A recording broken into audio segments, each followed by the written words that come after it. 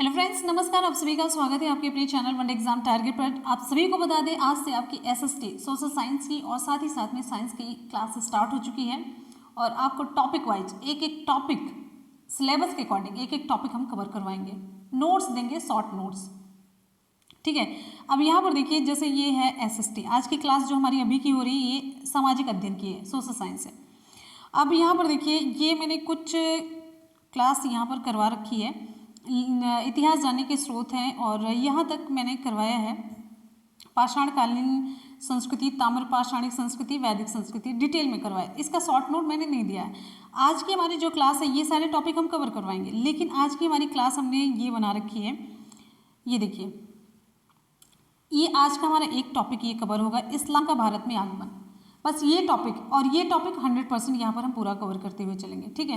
तो ऐसे ऐसे एक एक टॉपिक छोटा छोटा सा, ज़्यादा नहीं, 10 से लेकर के 15 मिनट का, हार्डली 15 मिनट का वीडियो होगा और एक एक टॉपिक हम वहाँ पर कवर कराते हुए चलेंगे। तो शुरू से लास्ट तक वीडियो के साथ बने रहिएगा और आप लोगों से एक ही रिक्वेस्ट है कि आप लोग वीडियो को ज़्यादा से ज़्यादा शेयर कीजिएगा। देखिए, अगर वैसे रिस्पॉन्ड नहीं आएगा तो फिर कॉन्फिडेंस डाउन होता है और फिर उसके बाद से क्लासेस ये वाली कंटिन्यू नहीं हो पाएंगी। आप लोग शेयर ज़रूर करते रहिए।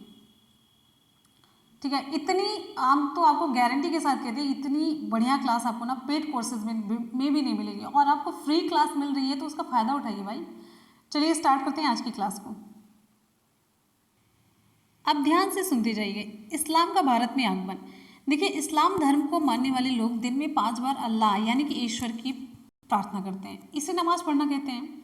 और आपने ध्यान दिया होगा कि मस्जिद में किसी देवी देवता की मूर्ति नहीं होती, एक बड़ा आंगन होता है जिसमें सभी लोग इकट्ठा होकर के काबा पश्चिम की ओर मुँह करके नमाज पढ़ते हैं। पश्चिम की तरफ जिस ओर मुँह करके नमाज पढ़ी जाती है, एक दीवार होती है। और इस्लाम के 3 बुनियादी सिद्धांत होते हैं। कौन कौन से हैं? समता है, समानता है, बंधुत्व है।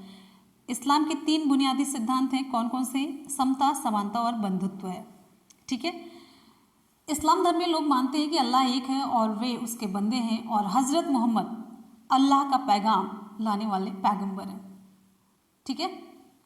हज़रत मोहम्मद ने, इस्लाम धर्म की शुरुआत कब हुई? हज़रत मोहम्मद ने जब अल्लाह का पैगाम लोगों को बताना शुरू किया, तब से इस्लाम धर्म की शुरुआत मानी जाती है। ध्यान से देखिएगा, अगला बहुत ही इंपॉर्टेंट पॉइंट है। जो इस्लाम धर्म मानने वाले लोग हैं, इनके जीवन के 5 सिद्धांत होते हैं। इस्लाम धर्म मानने वाले लोगों के जीवन के 5 सिद्धांत। पहला है कलमा। कलमा क्या होता है? कलमा ये है, अल्लाह एक है और पैगंबर उसके, मोहम्मद उसके पैगंबर है। कलमा क्या है? अल्लाह एक है और मोहम्मद उसके पैगंबर है। बात करेंगे नमाज की। दूसरा जो सिद्धांत है नमाज है। प्रतिदिन 5 बार नमाज पढ़ना है। रमज़ान जो होता है, रमज़ान के पवित्र महीने में रोज़ा व्रत रखना। रोज़ा मतलब व्रत रखना होता है। ज़कात क्या है? अपनी उपार्जित आय का जो कमाई होती है उसका 2.5% गरीबों को सहायता देना। हज, पूरे जीवन में एक बार मक्का की तीर्थ यात्रा करना। ये इस्लाम मानने वाले लोगों के जीवन के 5 सिद्धांत हैं। आपको मैंने डिटेल में बता दिया। बात करेंगे इस्लाम धर्म की शुरुआत की। तो इस्लाम धर्म की शुरुआत कहाँ पर हुई? ये अरब में हुई। वहाँ मक्का, अरब देश में मक्का नामक शहर में 570 ईस्वी में हजरत मोहम्मद का जन्म होता है। और उस समय जो है ना, अरब में अनेक छोटे छोटे कबीले थे जो लगातार एक दूसरे से लड़ते रहते थे। ये लोग बहुत सारे देवी देवताओं की पूजा करते थे। तो हजरत मोहम्मद इन कबीलों के बीच आपसी सौहार्द और भाईचारा बढ़ाने के लिए संदेश देने लगे कि ईश्वर एक है, एकमात्र अल्लाह की सीधी और सरल तरीके से प्रार्थना करनी चाहिए। इन्होंने कहा, मोहम्मद साहब ने कहा कि अल्लाह को मानने वाले सब लोग बराबर और एक हैं। ठीक है।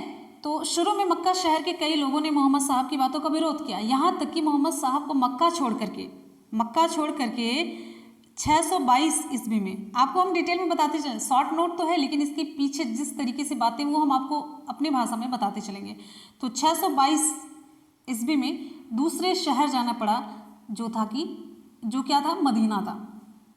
देखिए, जब विरोध होना शुरू हो गया तो मोहम्मद साहब को मक्का छोड़ करके 622 ईस्वी में दूसरे शहर मदीना जाना पड़ा था। कहाँ से? मक्का से मदीना जाना पड़ा था। और इनका ये जाना क्या कहलाता है जानते हैं? इनका यह जाना हिजरत कहलाता है। हिजरत किसे कहते हैं? मोहम्मद साहब का मक्का छोड़कर के मदीना चले जाना कब? 622 ईस्वी में। और इसी समय से मुसलमानों का हिजरी संवत प्रारंभ होता है। हिजरी संवत हिजरत के समय से ही स्टार्ट हो जाता है। ठीक है, तो धीरे धीरे अरब के सारे कबीले मोहम्मद साहब की बातें मानने लगे थे और इस्लाम धर्म अरब देश से शुरू होकर के दुनिया के कई देशों में फैल गया। तो ये है यहाँ के इस्लाम धर्म की शुरुआत की बात। अब खलीफा किसे कहते हैं? खलीफा जानते हैं क्या है? खलीफा पैगंबर के उत्तराधिकारी होते हैं और मतलब एक तरीके से उत्तराधिकारी के रूप में मुस्लिम जगत के धार्मिक गुरु और राजनीतिक प्रशासक होते थे खलीफा। अब आगे बढ़ते हैं। आगे हमारा है भारत में जो इस्लाम धर्म किस तरीके से पनपा, कहाँ से पनपा, क्या है? तो पश्चिम में, भारत के पश्चिम में इस्लाम धर्म एक घटना के कारण आया था।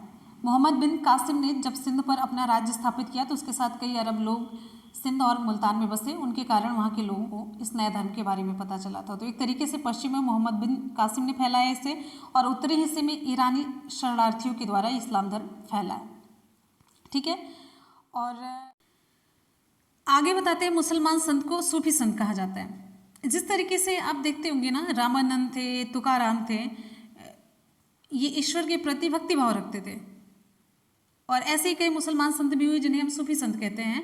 तो आपको बताते चलते हैं अजमेर के ख्वाजा मोइनुद्दीन चिश्ती। आपसे पूछा जाता है कि ये कहाँ से बिलोंग करते हैं? अजमेर से। बाबा फरीद पंजाब के बाबा फरीद थे और यहाँ पर देखिए दिल्ली के निज़ामुद्दीन औलिया, ये सभी जाने माने सूफी संत थे। ये कहाँ से बिलोंग करते हैं? ये आपके लिए इंपॉर्टेंट क्वेश्चन बनता है। आगे बढ़ेंगे। आगे हमारा है पहला बड़ा हमला। इससे पहले आपको बताते चलते हैं, जब ये लोग बाहर से आए, जो इस्लाम मतलब मुस्लिम लोग बाहर से आए, तो वो अपने साथ साथ बहुत सारी चीज़ें लेकर के आए, जैसे शिल्प हुआ, कारीगरी हुआ, कागज़ बनाना, चरखी से सूत काटना, पहनावा, सिले हुए कपड़े, पायजामा, कुर्ता, सलवार कमीज और खान पान में हलवा, कचौड़ी, समोसे, इनके तौर तरीके भी ये लेकर के आए थे। और यहाँ से अरबों ने भारत की हिंदी संख्या से अरबी संख्या बनाना सीखा। उन्होंने भारत से संख्याओं की गणना करना सीखा, जिससे उन्हें ज्योतिष और गणित का भी ज्ञान हुआ। उन्हें शतरंज का खेल, संगीत, चिकित्सा शास्त्र का भी ज्ञान हुआ और अरबों ने कई संस्कृत ग्रंथों के अरबी भाषा में अनुवाद भी किए। ठीक है, फिर उसके बाद धीरे धीरे से तुर्क आक्रमण होता है भारत पर। तो तुर्क आक्रमण में एक पहला बड़ा हमला होता है, किसके द्वारा? महमूद गजनबी के द्वारा। महमूद गजनबी, ये गजनी राज्य जो कि अफगानिस्तान में, गजनी राज्य के महमूद गजनबी नाम के तुर्क ने, ये राजा थे, भारत पर हमला करते हैं और ये भारत में राज्य नहीं करना चाहते थे, भारत में ये राज्य करना नहीं चाहता था। उसकी नज़रें ईरान, अफगानिस्तान और खुरासान के क्षेत्र में ही दूसरे तुर्क राजाओं को हरा करके अपने राज्य जो कि उसका गजनी था, इसको बढ़ाने में लगी हुई थी। तो महमूद गजनवी भारत पर राज्य नहीं करना चाहता था। तो भारत पर आक्रमण क्यों किया, क्यों आया? तो वो सबसे मेन इसका था, सेना बनाने और धन जुटाने के लिए ये आक्रमण करता था। ठीक है, तो उसने मंदिरों और बौद्ध मठों पर बड़ी लूटपाट की, उसको तोड़ा फोड़ा, जिनसे बहुत सारे उसे संपत्ति, धन दौलत इन्होंने इकट्ठा की। और इसी में एक सबसे प्रसिद्ध आक्रमण आता है। देखिए यहाँ पर आपको बताते चलते हैं, इसने 1000 से लेकर के 1025 सन 1000 से लेकर के 1025 तक 17 आक्रमण किए थे भारत पर। और एक उसमें से सबसे प्रसिद्ध जो आक्रमण होता है 1025 का सोमनाथ मंदिर का आक्रमण, ये सबसे प्रसिद्ध है और ये किया गया था महमूद गजनवी के द्वारा।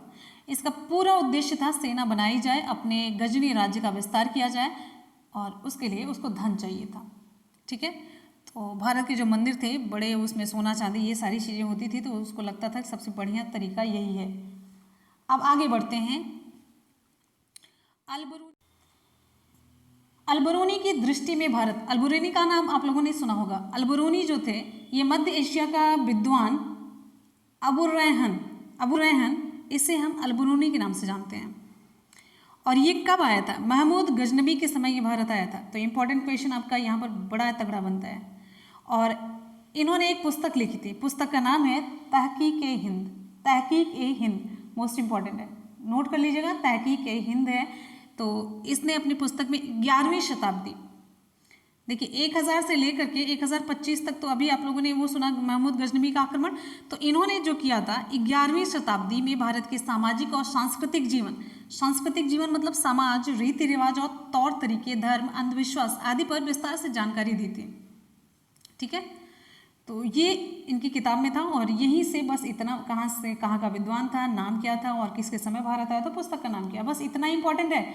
आप कितना भी पढ़ लेंगे, हम आपको वही चीज़ें बता रहे हैं जो आपके एग्जाम में क्वेश्चन पूछा जाता है। फिर आगे बात करेंगे मोहम्मद गोरी। मोहम्मद गोरी अफगानिस्तान में गौर नामक जगह से आया था, इसी वजह से मोहम्मद गौरी नाम पड़ा था। ठीक है, गौर नामक जगह से आया था तो मोहम्मद गौरी ही सही है। और इसने सबसे पहले पंजाब में मुल्तान शहर पर आक्रमण किया और मुल्तान को हथिया लिया। फिर राजस्थान के रेगिस्तान से होते हुए गुजरात की तरफ बढ़ा, जहां चालुक्य वंश के राजा भीम से उसे पराजित होना पड़ा। राजा भीम ये चालुक्य वंश के राजा थे। ठीक है, और मोहम्मद गौरी ने इस पराजय से हिम्मत नहीं हारी और फिर 1190 में गुजरात पर ये शासन कर रहे थे। तो वो 1190 ईस्वी तक पूरे पंजाब पर उसका अधिकार हो गया और भटिंडा से वो शासन चलाने लग गया। ठीक है, 1190 तक पूरे पंजाब पर इसने शासन कर लिया और मतलब पूरे पंजाब पर इसने अधिकार कर लिया और भटिंडा से ये शासन चलाता था। अब आगे देखेंगे पृथ्वीराज चौहान के बारे में। पृथ्वीराज चौहान आपको बताते चलते हैं, अजमेर के चौहान वंश के राजा थे। जिन दिनों मोहम्मद गौरी भारत पर हमला कर रहा था, उन्हीं दिनों अजमेर के चौहान वंश के राजा भी अपने राज्य का विस्तार करने में लगे हुए थे। तो तुर्क राजाओं की तरह राजपूत राजा भी आपस में लड़ते रहते थे।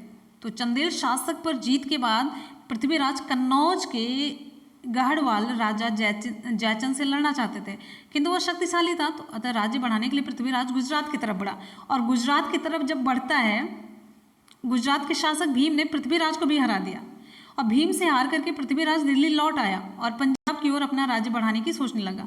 और जहाँ पर मोहम्मद गौरी का राज था तो ये स्वाभाविक ही था कि पृथ्वीराज और मोहम्मद गौरी के बीच युद्ध होना। तो यही युद्ध होता है आगे बढ़ करके, यहाँ पर आप देखेंगे तराइन का। तो पृथ्वीराज पंजाब पर हमला बोलने की तैयारी कर ही रहा था कि यह सुनकर के मोहम्मद गौरी भी पंजाब की ओर बढ़ गया। दोनों राजाओं की सेना के बीच कहाँ पर, तराइन नामक स्थान पर 1191 ईस्वी का युद्ध हुआ, जिसे हम तराइन का प्रथम युद्ध के नाम से जानते हैं। और युद्ध में जो है मोहम्मद गौरी ये हार गया और अपनी जान बचा करके भागा। इसमें पृथ्वीराज को विजय मिलती है। ठीक है, तो पृथ्वीराज ने पंजाब को अपने राज्य में मिला लिया और मोहम्मद गौरी जो था वह 1 साल तक शांत रहा और इस बीच में उसने अपनी सेना की ताकत बढ़ाई। बदला पूरा नहीं हुआ था भाई, हथियाना तो था ही। फिर 1192 में गौरी ने फिर से पृथ्वीराज पर आक्रमण कर दिया और पृथ्वीराज ने आसपास के राजाओं से मदद मांगी। 3 लाख से अधिक सैनिक इकट्ठा किए। और दूसरी ओर इंपॉर्टेंट यहाँ पर क्वेश्चन आता है डिस्क्रिप्टिव में, जब PCS वगैरह में लिखने को, तो दूसरी ओर गौरी के पास सैनिक तो केवल 1,20,000 थे, लेकिन उसके पास घुड़सवारों का एक मजबूत दस्ता था। घोड़े और घुड़सवार दोनों मजबूत इस्पात के कवच से लैस थे। वे बड़ी फुर्ती से आक्रमण कर सकते थे। तेज गति से घोड़े दौड़ाते हुए उसे तीरंदाजी में निपुणता भी प्राप्त थी।